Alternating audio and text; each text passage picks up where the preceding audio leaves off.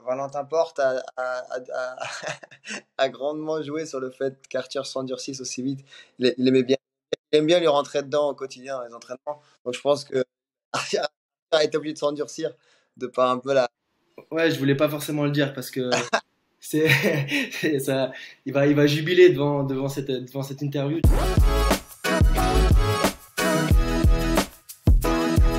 Yo, salut à tous, bienvenue sur LNH TV pour ce nouveau numéro de Frères de Hand consacré aux fratries dans le handball. D'ailleurs, je vous invite à aller regarder les épisodes précédents, je vous mets les liens en description. Avec nous aujourd'hui, deux nouveaux frangins, ils jouent tous les deux en équipe de France, ils portent tous les deux les couleurs de Montpellier. C'est Yanis et Arthur Lane. Salut messieurs, comment ça va ? Salut à tous, ça va très bien, merci beaucoup. Salut tout le monde, ça va au top. Alors merci à tous les deux d'avoir accepté notre invite. On va commencer tout de suite par les présentations. Yanis, tu as 26 ans, tu es ailier droit, tu as été formé à Célestat et je crois que c'est là-bas que tu as disputé tes premiers matchs chez les pros. Exactement, ouais, c'est ça. Plutôt arrière dans mes débuts à Célestat et puis après j'ai basculé à l'aile. On va dire que je suis ailier aujourd'hui. Maintenant tu es ailier. C'est où est-ce que tu as bifurqué ? C'était quand tu es parti après Célestat à Barcelone ? Ouais, après Célestat, je jouais déjà à l'aile, hein, mais c'était un peu, on va dire, demi-centre, arrière droit, ailier droit. Et puis c'est à partir de mon étape à Barcelone où j'ai plus bougé de mon point de corner. Donc voilà, donc tu as joué à Barcelone, ensuite tu as fait une pige à Aix-en-Provence avant de rejoindre le MHB, c'était il y a 4 ans. C'est ça, exactement. Arthur, toi tu as 22 ans, le petit frère, tu es pivot, tu es arrivé à Montpellier en 2019, d'abord comme joueur au centre de formation, c'est ça ? C'est ça, ouais. Donc, j'ai commencé mon parcours au centre de formation de Montpellier avant d'avoir côtoyé la N1 de Célestat en Alsace. Et ouais, non, je suis arrivé en même temps que Yanis à l'été 2019. Et donc voilà, j'ai fait toutes mes classes à Montpellier. Donc j'ai commencé en centre de formation jusqu'à côtoyer jusqu'à aujourd'hui l'équipe professionnelle. Voilà, avant donc de signer ton premier Ouais. contrat pro. Une question pour tous les deux, comment c'est venu donc le handball ? Comment c'est né tout ça ? Tu veux commencer, Arthur? Ouais, non, mais je pense qu'on aura la même réponse tous les deux, hein. Forcément, c'est en côtoyant les terrains de handball pendant les matchs de notre père tous les week-ends, quoi. Donc forcément, il nous emmenait à ses entraînements, il nous emmenait à ses matchs le week-end. Donc ça s'est fait assez naturellement. Le papa Ouais. jouait au handball donc à Célestat ? C'est ça, ouais. Un bon pivot, Ouais, il a On sait commencé. de qui tient Arthur ? exactement. Ouais, on peut Et dire votre ça. maman, elle était aussi sportive ? Ouais, maman, elle était joueuse de basket. Elle était joueuse de basket à Célestat, comme notre sœur. Donc les filles chez nous, dans notre famille, c'est le basket, et puis les garçons, c'est le handball. Donc Yanis, le handball, c'est venu tout seul ? C'était en regardant votre papa jouer, c'est ça ? En allant avec lui, en le suivant, voir ses matchs, ses entraînements ? J'ai eu des petites déviations sur mon chemin vers le handball. Ouais, il faut dire, j'ai eu une enfance. Raconte-nous. Parce qu'il y a Arthur, je vois Arthur qui regarde de l'autre côté. Non, mais avant d'aller vers le handball, moi, en vrai, quand j'étais petit, j'étais très timide et j'étais, on va dire, asocial. J'étais très asocial. J'aimais pas la compagnie des autres enfants. Et du coup, mes parents, ils avaient essayé de m'emmener au basket, au handball, et ça m'a jamais plu, très très jeune. Et puis après, avec le temps, j'ai dû passer par l'équitation, on va dire le poney. Ça fait sourire, Après, mais j'ai fait une ou 2 années d'athlétisme après. Et puis après, j'ai rencontré mon meilleur ami qui m'a, lui, emmené vers le handball. Donc, on va dire que c'est plus mon meilleur ami qui m'a emmené avec lui, mon ami d'enfance qui m'a amené vers le handball que mes parents. Mais bien, forcément, ça a aussi aidé le fait que j'accepte d'aller faire mon premier entraînement de handball. t'as démarré à quel âge, le handball ? Alors moi, j'ai fait, je crois, 2 années d'école de hand. C'était, ouais, j'étais en CE. Si Oui, j'ai donc pas de. t'as démarré assez tôt quand même. Ouais. Oui, assez jeune quand même. Et toi, Arthur, pareil ? Ouais, tout pareil. Je pense que j'ai fait ma première licence en école de hand à Célestat aux alentours de 6 ou 7 ans. Donc très tôt, ouais. Bon, et aujourd'hui, ça fait 3 ans donc que vous jouez ensemble au MHB. Est-ce que c'est une chance incroyable ce qui vous arrive de jouer tous les deux dans le même club ? Bah, franchement, je pense qu'on peut poser la question à toutes les fratries dans le sport. Et ouais, non, déjà partager la même passion de base, c'était un vrai plaisir. Et là, de pouvoir se retrouver dans le même club, la même équipe maintenant, non, c'est un plaisir. une chance incroyable, hein. Non, c'est une chance, c'est sûr que c'est une chance. Et en plus, j'ai toujours Diego Simonet qui est là constamment au quotidien pour nous dire profitez les mecs, profitez de jouer avec vos frères. Voilà, c'est un mec top vraiment qu'on apprécie, Arthur et moi, et qui est là pour nous rappeler un peu au quotidien la chance qu'on a de pouvoir évoluer au quotidien l'un à côté de l'autre. Au début de votre carrière, est-ce que vous l'aviez envisagé ça, de jouer ensemble dans le même club? Ouais, je pense qu'on en avait sûrement discuté, parlé. Après, de là à penser de faire des sélections d'équipe de France ensemble et jouer dans un club comme le Montpellier Handball ensemble, je pense que je pense qu'on n'y pensait même pas. C'est réalisé par la suite et au jour d'aujourd'hui, on se rend compte de la chance qu'on a. Ouais, ouais, non, c'est vrai que en fait, on l'a évoqué forcément, mais parce qu'on a plus jeune, on a déjà eu la chance de faire des tournois amicaux où j'avais la chance d'être sur le banc, mais non, mais ça avait rien à voir et forcément on l'a évoqué, mais en tout cas que ça se réalise aussi rapidement, je pense que aucun de nous deux l'avait pensé, et surtout à Montpellier en fait. Non, je pense que personne ne l'avait envisagé, ne l'avait envisagé aussi vite. Alors vous jouez à Montpellier, on l'a dit, dans une belle région que je connais bien, dans l'un des plus grands clubs européens. C'est la belle vie, quoi. Ah, c'est vrai que c'est vrai, c'est vrai qu'on en parle souvent. Si on regarde la balance niveau handball, niveau de handball, qualité de vie, c'est difficile aujourd'hui, même dans le monde, hein, de trouver mieux. Ouais, c'est clair, c'est une qualité de vie qu'on ne peut pas avoir partout. Et non, non, c'est vrai que c'est une ville incroyable avec une situation magnifique. Donc, non, Dieu sait qu'on aime l'Alsace, mais du coup, là, on a un peu plus, chaque année, on a un peu plus de mal à remonter. Bon, ça sera difficile de repartir alors, Bah, de de vivre en Alsace, Montpellier, moi, de quitter Montpellier. à Montpellier, ce sera difficile, oui, ça, c'est sûr. non, Bon, c'est en sûr que. plus, Yanis, ça t'a prolongé il n'y a pas très longtemps d'ailleurs. Ouais, Arthur et moi, on a Ouais. prolongé ensemble. Ouais, non, c'est vrai qu'on a prolongé tous les deux. Et donc, on aura le temps encore plus de s'habituer à cet environnement et on aura encore plus de mal à le quitter. Yanis, j'ai une question par rapport à Arthur. Comment toi tu analyses la progression de ton frère? J'ai envie de dire que pour Arthur, ça a été super vite quand même depuis son arrivée donc au centre de formation, son arrivée après chez les pros. Enfin, on a vu une progression, j'allais dire, exponentielle. Ouais, Arthur, c'était. Après, je trouve que Arthur, sur le poste de pivot, je trouve que c'est un joueur un peu, sur son poste, un peu à part entière, parce que c'est un joueur qui a énormément de handball. Avec tout le respect que j'ai pour tous les pivots de la ligue, mais je veux dire, c'est un pivot qui comprend le handball, qui voit les choses, qui a une top vision de jeu. Euh, et pour moi, c'est sa qualité première. Après, il a dû, on va dire, bosser ce que les autres avaient déjà, c'est-à-dire au niveau physique, voilà, se prendre la caisse, s'endurcir, apprendre aussi les choses un peu plus rugueuses du poste. Et ça, il l'a fait très vite. Il a eu une évolution physique, je pense. Je sais pas en quelle année c'était, mais bah, l'été de transition entre son année de centre de formation et son contrat semi-pro, il a vraiment pris, je sais plus combien de kilos. Il a fait un gros travail physique, et puis ça lui a permis de passer cette marche entre le monde, on va dire, le centre de formation et le monde professionnel. Après, il faut s'habituer aussi, parce que forcément, ton jeu avec un gabarit un peu moindre et après un physique plus imposant, ben, faut s'habituer aussi, parce que ton style de jeu il change, tu dois changer certaines choses. Mais oui, on va dire que tout allait très vite pour lui, et en même temps, je trouve qu'il a eu une super capacité d'adaptation, justement parce que c'est pas facile d'arriver dans un groupe comme Montpellier, et surtout que je trouve qu'il a eu des responsabilités très importantes très vite sur le poste, et pour moi, il les a amplement assumées. Arthur, j'imagine que ça doit nécessiter quand même pas mal d'efforts au quotidien, beaucoup de travail pour en arriver là. Yanis a aussi parlé de la concurrence, surtout à Montpellier, donc il y en a pas mal.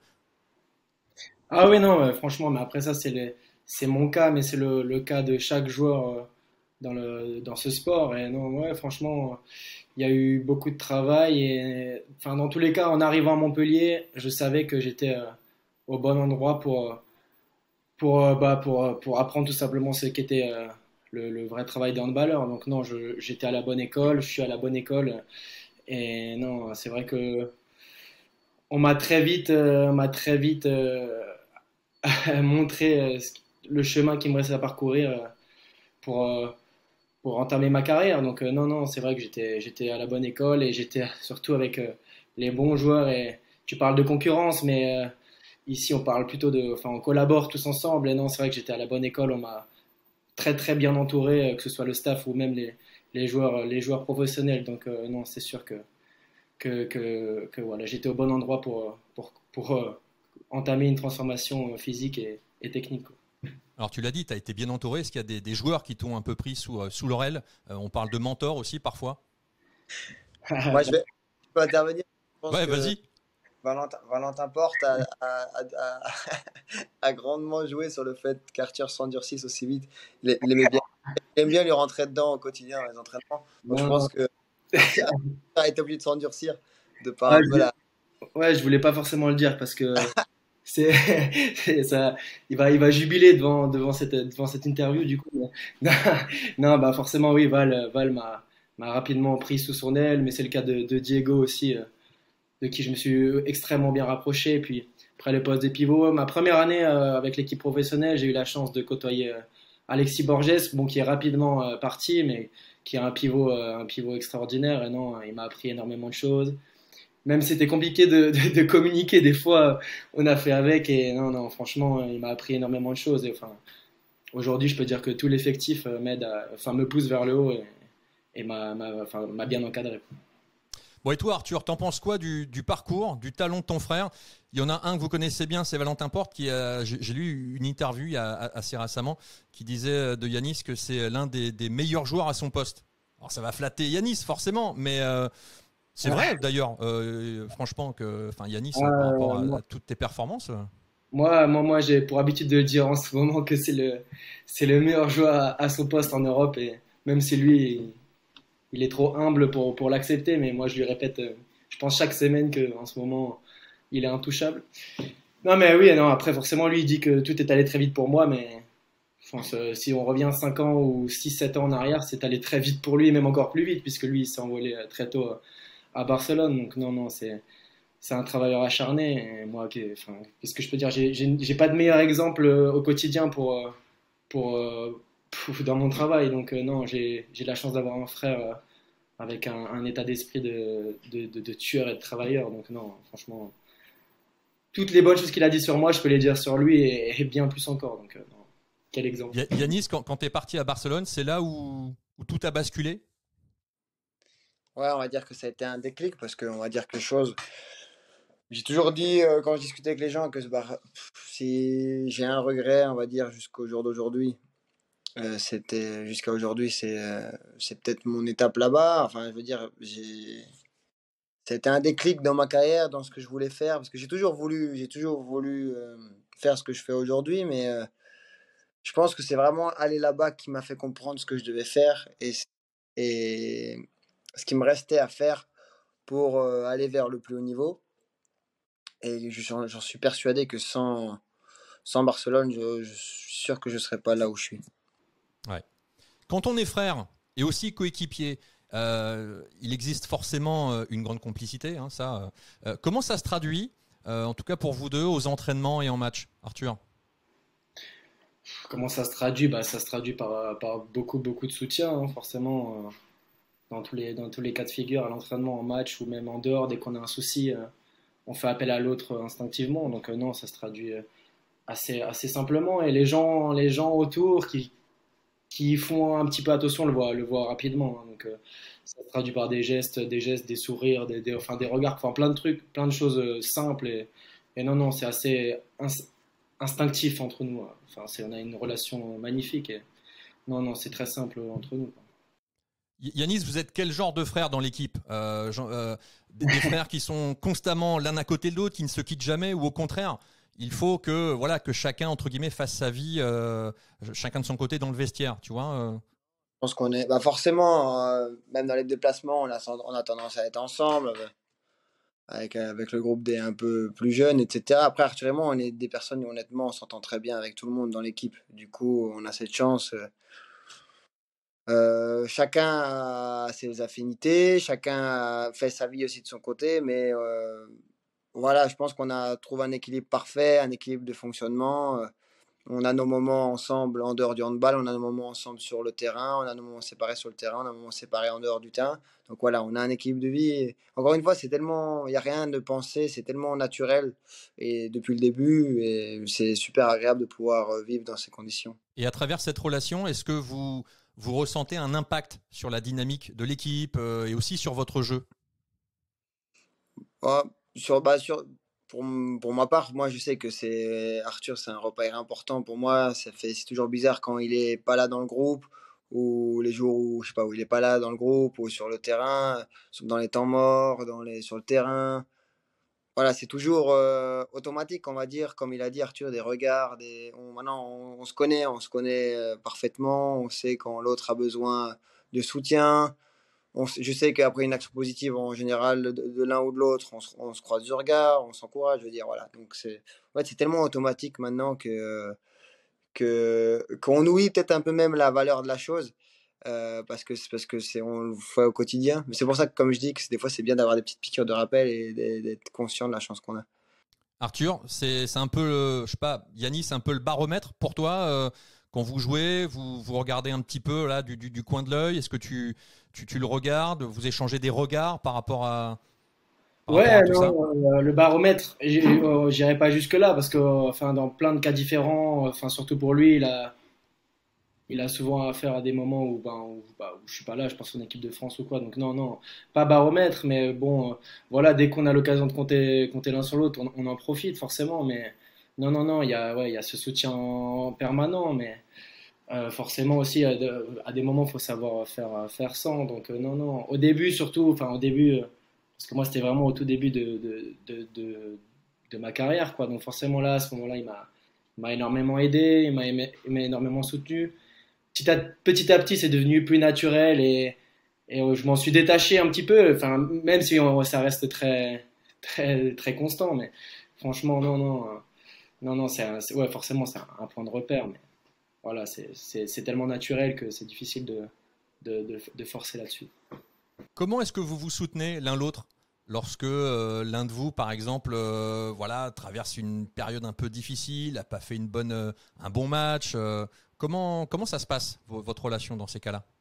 Bah, tout simplement, hein, comme on l'a dit, c'est naturel. Enfin, il y a des messages où, en fait, nous, on habite chacun de notre côté. Donc, voilà, forcément, s'il y a des périodes où ça va pas, on essaie de se retrouver chez l'un ou chez l'autre. Donc, non, c'est naturel. Et ouais, voilà, comme dit, des mots, des messages, des regards, enfin, c'est Des petits naturel. taps sur le moment. Après, on sait aussi que sur le moment, en général, en fait, beaucoup moins sur le moment, quand il y a un moment dans le dur, ou on sait qu'un moment compliqué sur le terrain ou quelque chose comme ça, c'est plus des petits gestes simples, où tu sais que même si c'est pas grand-chose, tu sais que ça fait toujours du bien, une petite tape, un petit, voilà. Et tu sais qu'après, c'est plus à froid qu'on en parle et qu'on en discute, quoi. Mais après, sur le moment, c'est toujours, on sait qu'il faut mieux laisser l'autre un peu dans dans son coin pendant le match, et puis après, on revient dessus à froid, c'est toujours plus efficace. Quand on est frère, est-ce que la critique, elle est plus facile vis-à-vis de l'autre? Ouais, après, après moi, je suis quelqu'un, j'ai du mal, il y en a beaucoup qui disent que je suis faux, et en fait, j'arrive pas, j'ai du mal à dire j'y travaille, mais j'ai du mal à dire les mauvaises choses. Moi, je suis plus quelqu'un qui dit que les bonnes choses à tout le monde. Il y en a qui vont dire que c'est que je suis faux, mais c'est plus juste le fait que j'arrive pas c'est difficile pour moi de dire les mauvaises choses, et pourtant je devrais. Mais après, entre nous, Arthur, entre Arthur et moi, c'est plus de l'échange, c'est pas de la critique. Après, en plus, de toute façon, dans un vestiaire de mecs, au jour d'aujourd'hui, 90% des rigolades, c'est du chambrage et de la critique. Du coup, voilà. Mais entre nous, non, on s'attaque pas forcément. On aime bien peut-être se rassembler pour critiquer les autres, ça c'est plus facile. C'est-à-dire que toi, Yanis, tu vas davantage chercher le positif que le négatif. C'est un joueur quand... Ouais, ouais, honnêtement, moi, c'est plus mon état d'esprit, mon mode de fonctionnement. J'essaie plus de toujours garder le positif et moins regarder le négatif. Et toi, Arthur? Ouais, non, moi, sur ce point-là, on est un peu différent.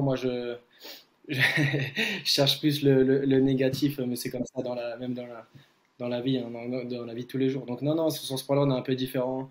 Et ouais, enfin, c'est plutôt moi de ce qu'il raconte, c'est plutôt moi qui vais critiquer en rigolant, par exemple. Je vais narguer mes coéquipiers, c'est plutôt moi qui Ouais, c'est vais. plutôt Arthur. Arthur, il a pas de filtre. C'est ça qui Ouais, fait. C'est drôle. j'ai pas vraiment de film, mais je le fais en rigolant, hein, bien sûr, mais Il rigole. là-dessus, on est un peu différent. Et est-ce que des fois ça se retourne contre toi? Ah bah Parce oui, que bah, j'imagine que connaissant certains joueurs de l'équipe, voilà, il y ah a des oui, choses qu'il laisse pas passer. ah, forcément, à chaque fois on peut en parler de Valentin Porta avant, donc à chaque fois qu'ils peuvent retourner la situation, bah ils me loupent pas, hein. Forcément, après c'est le jeu, c'est comme ça, et voilà, ça fait rire tout le monde, ça me fait rire moi le premier, donc non, voilà, c'est. Du coup, j'ai envie de dire à la question c'est qui le plus chambreur des deux, forcément c'est toi Arthur quoi. Ah oui, oui, oui, non, ça c'est moi, c'est sûr que c'est moi. Bon, j'ai beaucoup de bons exemples dans l'équipe, hein, franchement, mais Vas-y non. raconte, balance un peu. Ah ben non, mais avec des Rémi, des Bonnets qui s'arrêtent pas de parler pendant un entraînement, des Esca, franchement, on est à la bonne école ici. Il y a pas de, il y a tellement d'exemples que des Julien Boss, enfin, franchement, il y en a beaucoup. Yanis, on a envie de dire que tu es un petit peu plus réservé, c'est ça? Bon, pas réservé, mais je sais pas. Je suis moins dans l'attaque directe. Non, bah moi, je sais pas, parce que je suis toujours autour. Je suis quand même toujours là en train de rigoler, parce que ça me fait super rire. Mais on va dire que c'est pas moi qui lance les pics, quoi. Ouais, dès que tu vois une ouverture, tu t'engouffres quoi. Exactement. On va dire que je suis fourbe. Je suis fourbe. Alors, j'aimerais que, enfin, question, j'aimerais que vous nous racontiez à quoi ressemble la semaine type d'un joueur pro au MHB. J'imagine que les journées sont bien chargées, mais à quoi ça ressemble la journée type, la semaine type? Là, une semaine type, enfin, ouais, donc, je sais pas si Yanis, tu veux te. Vas-y, fais-le, fais-le. Pas d'accord, de toute façon. Non, mais après, forcément, ici, on passe énormément d'heures à l'entraînement. Donc, il n'y aura pas vraiment de choses Ok. ludiques ou de surprises à côté de ça, quoi. Donc, non, franchement, bah, quand on joue qu'une fois par semaine, là, quand c'est le cas, enfin, quand on a un week-end au Final Four, on a une semaine d'entraînement, donc du lundi au vendredi, où on s'entraîne en général 2 fois par jour.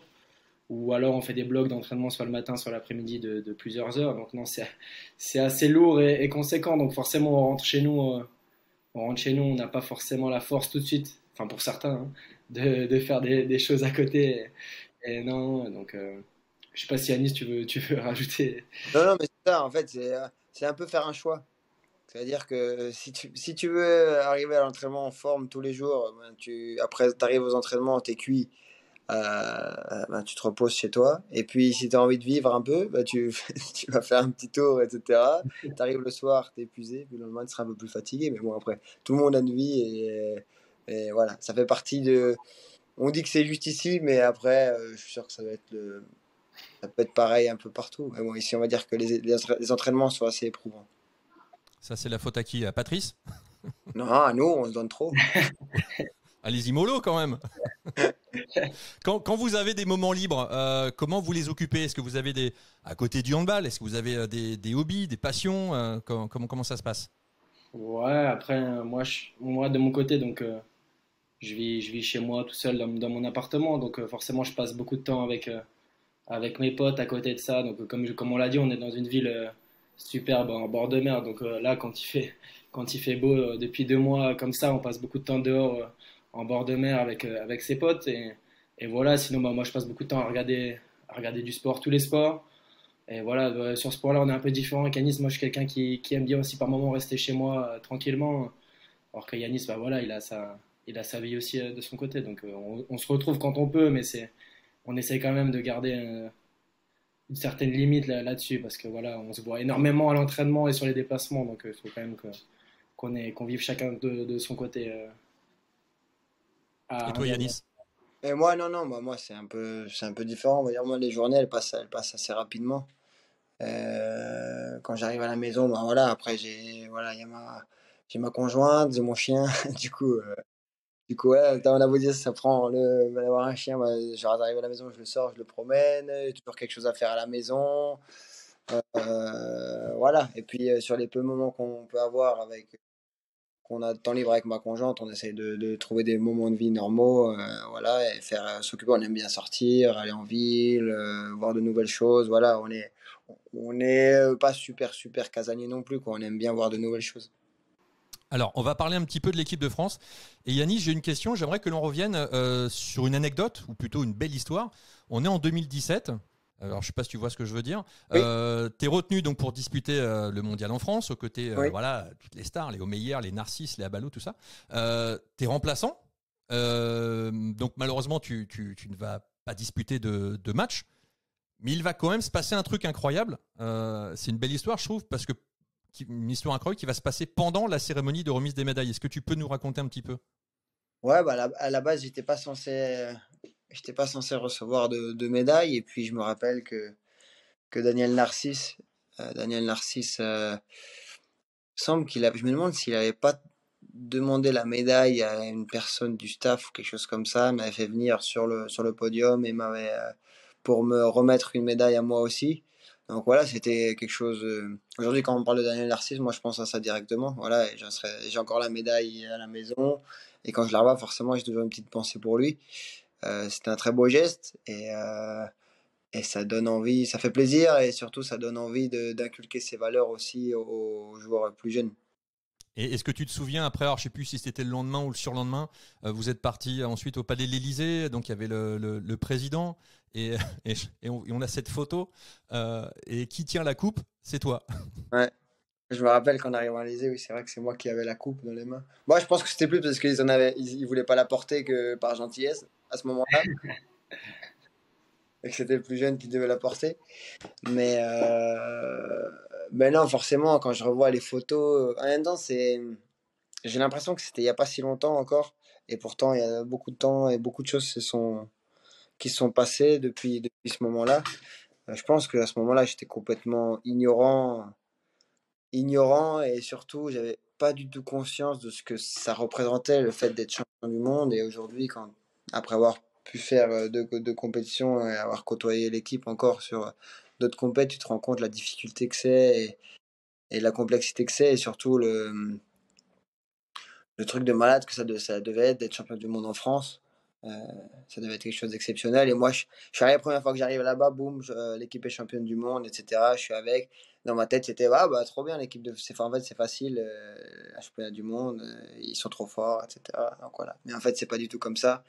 Donc c'est forcément, je reviens en arrière, des souvenirs incroyables. C'est pas forcément facile non plus, parce que voilà, en jouant à Célestat, être dans cette équipe-là pour s'intégrer, etc. Voilà, c'est toujours un peu difficile, mais en tout cas, tu apprends énormément. J'étais plus en observation VIP, on va dire, que en inside, avec du recul, hein, qu'acteur principal de cette aventure. Arthur, toi aussi tu as goûté à l'équipe de France, c'était il y a pas très longtemps, c'était en octobre dernier. Qu'est-ce que ça représente de porter ce maillot tricolore? Bah, forcément, hein, c'est une fierté indescriptible. Et non, non, non, c'était un privilège de le porter aussi vite, parce que forcément, pas pour moi, mais comme pour tout jeune joueur, c'est un rêve et un objectif. Mais non, non, c'est arrivé très rapidement. J'étais même pas encore joueur professionnel dans mon club, que j'avais l'honneur d'être déjà appelé en équipe de France. Alors c'était un contexte assez particulier, forcément, avec plusieurs joueurs cadres qui avaient été laissés au repos, des blessures même. Donc non, c'était un contexte particulier, mais non, non.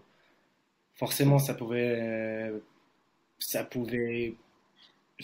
être qu'une récompense à mon beau début de saison. Et non, non, je l'ai pris comme ça, comme un moment incroyable et auquel je devais profiter à 100%. Et en plus, j'avais la chance de le passer encore une fois avec Yanis et d'autres, plusieurs joueurs de Montpellier. Donc non, ça restera un souvenir fort et forcément, bah, ça m'a donné qu'une envie, c'est d'y regoûter. Donc voilà, donc ça a fortifié un peu mon envie et mon désir de retourner en équipe de France.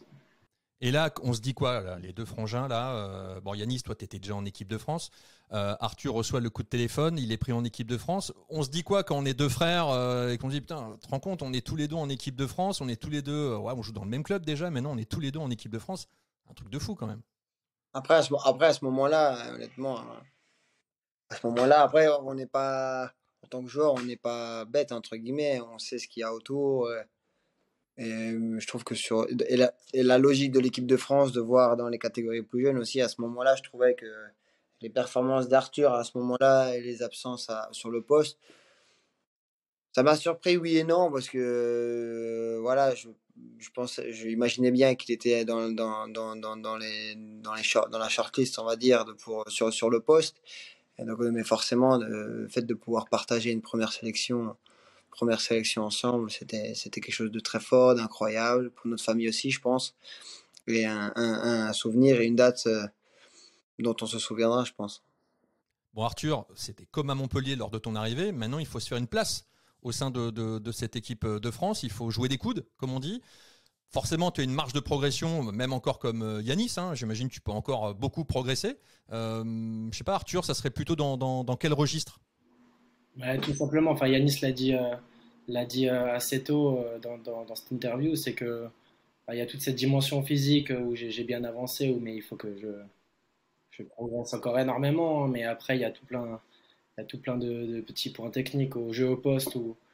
Ouais, en fait, le poste de pivot, c'est un poste hyper rude, hyper difficile et complexe. Donc, non, non, il y a beaucoup de choses qui se font avec l'expérience et le fait de jouer à haut niveau. Donc, non, forcément, j'ai de très très bons exemples en France et surtout bah voilà je sais je suis lucide je sais enfin je sais je connais les joueurs qui a à mon poste en équipe de France et même il y a du très lourd en jeune qui arrive aussi et voilà donc pour moi la priorité forcément on a toujours envie d'aller en équipe de France et surtout quand on y a goûté donc ça reste un des gros objectifs mais pour moi c'est surtout m'imposer pleinement et totalement dans mon club hein, dans mon côté je reste assez lucide là-dessus et non, non, forcément, bah, on a toujours envie d'y retourner, mais il y a d'autres objectifs aussi à côté de ça.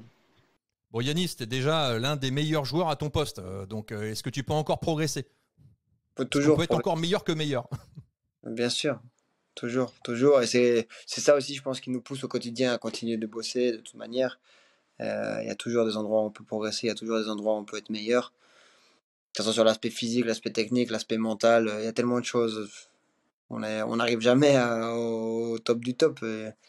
Et encore une fois, c'est justement le fait d'être réaliste et de savoir, de trouver ces différents secteurs où on a de la marge de progression, les fixer, et puis c'est ça qui nous fait avancer au quotidien et qui nous fait être meilleur avec le temps. Bon, et on pense forcément au JO 2024, avec les deux frères Laine dans cette équipe de France.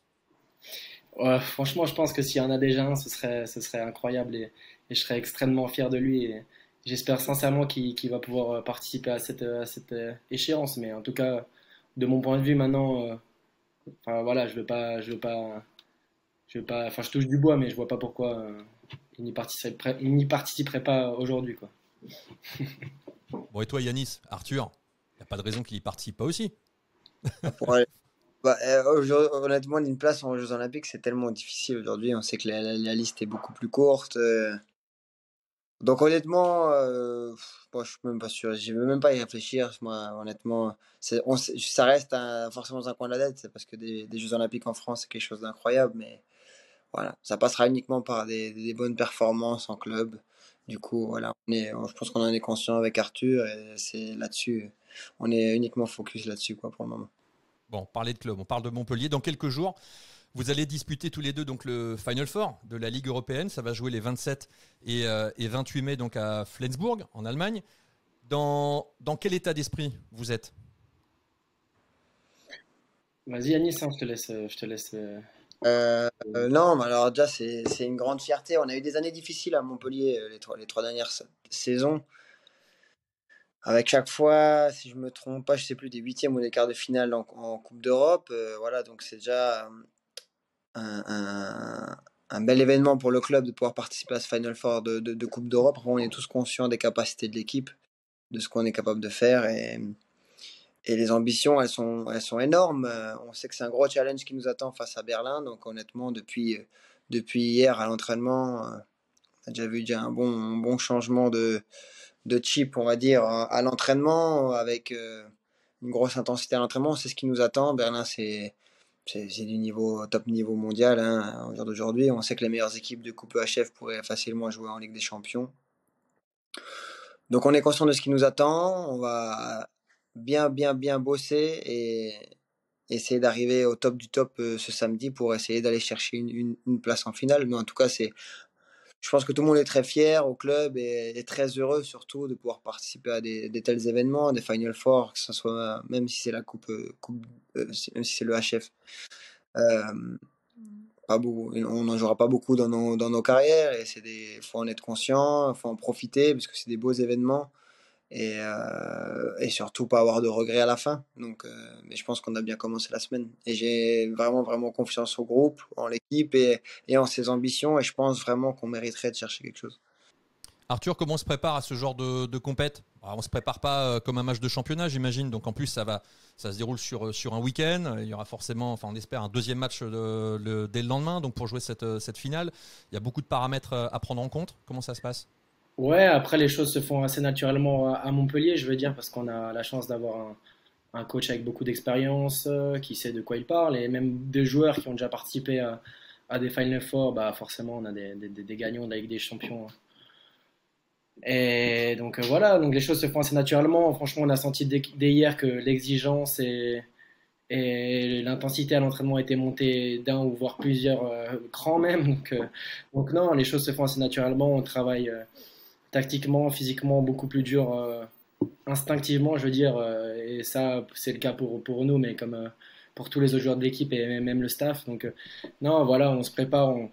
On monte en intensité petit à petit et voilà, histoire d'être prêt mentalement, physiquement et tactiquement à 15h30 samedi.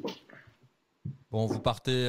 Enfin, je veux dire que voilà, sur ce genre de rendez-vous, faut tout donner pour ne rien regretter à l'arrivée. C'est un peu l'état d'esprit. C'est ça, même si on a dans tous les cas un deuxième match le lendemain. Enfin, il n'y a pas de calcul à faire. On sait qu'on doit laisser notre vie sur le terrain à samedi et dans tous les cas, il y aura pas d'autres possibilités. On joue un énorme club, à Berlin avec beaucoup de joueurs d'expérience. Et donc non, il n'y a pas d'autre choix que de tout donner samedi et sans calculer, quoi. Yanis, on ressent une grosse excitation quand même. Non? Voilà, Ouais. quelques jours de l'événement. Bah forcément, déjà les deux derniers matchs de championnat, avec tout le respect que j'ai pour Limoges et pour Istres, c'était compliqué entre guillemets de rester. De se concentrer sur ces matchs en sachant les événements qui arrivent entre la finale de Coupe de France, les derniers gros matchs à la maison et ce Final Four. Maintenant on y est, on n'a que ça à penser cette semaine. Ça se ressent, je pense que tous les joueurs sont focus, concentrés et ils veulent aller au bout de cette compétition. Du coup là c'est aussi pour ça que les saisons sont dures, sont longues. On s'est donné le droit de jouer ce Final Four. Et c'est pour ça qu'on fait du handball. C'est aussi pour ce genre d'événement, jouer ce genre de match et pouvoir en kiffer et en profiter au max. Bon, en tous les cas, Yanis, Arthur, un grand merci d'avoir passé ce joli moment avec nous. Et on vous souhaite forcément plein de bonnes choses pour la suite. J'ai envie de dire, allez, le MHB quoi, pour ce week-end. Merci pour tout. Merci beaucoup, merci. Merci à vous de nous avoir suivis. Pensez à vous abonner à la chaîne. Lâchez un petit pouce bleu. On se retrouve prochainement avec de nouvelles histoires à raconter. Portez-vous bien. Ciao.